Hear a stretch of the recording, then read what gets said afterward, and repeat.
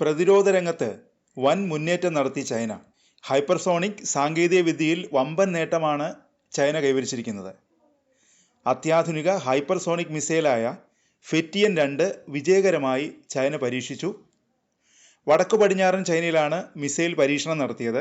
വിക്ഷേപണത്തിനിടെ വ്യത്യസ്ത പ്രൊപ്പൽഷൻ മോഡുകളിലേക്ക് മാറ്റാനുള്ള ശേഷിയാണ് ഫെറ്റിയൻ 2ന്റെ പ്രത്യേകത. ഹൈപ്പർസോണിക് മിസൈൽ വികസിപ്പിക്കുന്നതിലെ ഏറ്റവും വലിയ വെല്ലുവിളിയും ഇതാണ്.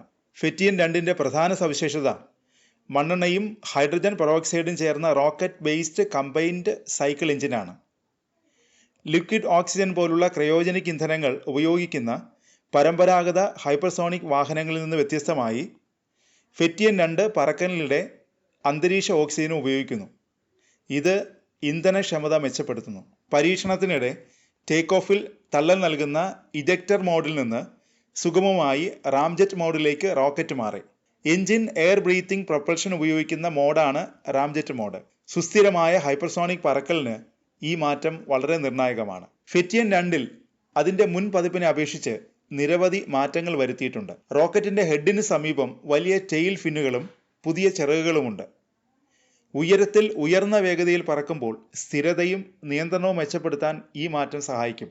ഫെറ്റിയൻ 2ന് സ്വയം നിർണയം നടത്തി പറക്കാൻ കഴിയുമെന്നത് പരീക്ഷണം സ്ഥിരീകരിച്ചു. ദൗത്യത്തിന്റെ സ്വഭാവവും ചുറ്റുപാടുകളും അനുസരിച്ച് വേണ്ട ക്രമീകരണങ്ങൾ സ്വയം വരുത്താൻ ഇതിലൂടെ സാധിക്കും. സൈനിക ശാസ്ത്ര ദൗത്യങ്ങളിൽ ഉപയോഗിക്കുന്ന ഭാവിയിലെ ആളില്ലാ ഹൈപ്പർസോണിക് സംവിധാനങ്ങൾക്ക് ഈ കഴിവ് പ്രധാനമാണ്.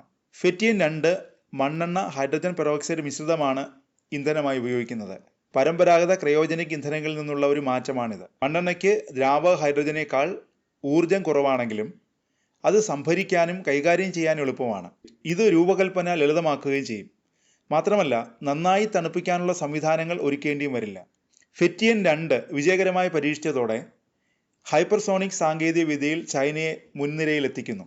സ്വയം ഭരണ സംവിധാനങ്ങളും എയർ ഫ്ലോ നിയന്ത്രണവും ഉൾപ്പെടെ പറക്കലിനിടെ പ്രൊപ്പൽഷൻ മോഡുകൾ മാറ്റാനുള്ള വാഹനത്തിന്റെ കഴിവ് ഒരു പ്രധാന സാങ്കേതിക മാറ്റമായാണ് വിലയിരുത്തുന്നത്. ഷാൻസി പ്രവിശ്യയിലെ aerospace and astronautics propulsion research ഇൻസ്റ്റിറ്റ്യൂട്ടിന്റെ പിന്തുണയോടെ നോർത്ത് വെസ്റ്റേൺ പോളിടെക്നിക്കിൽ ആണ് ഫെറ്റിയൻ 2 വികസിപ്പിച്ചത്.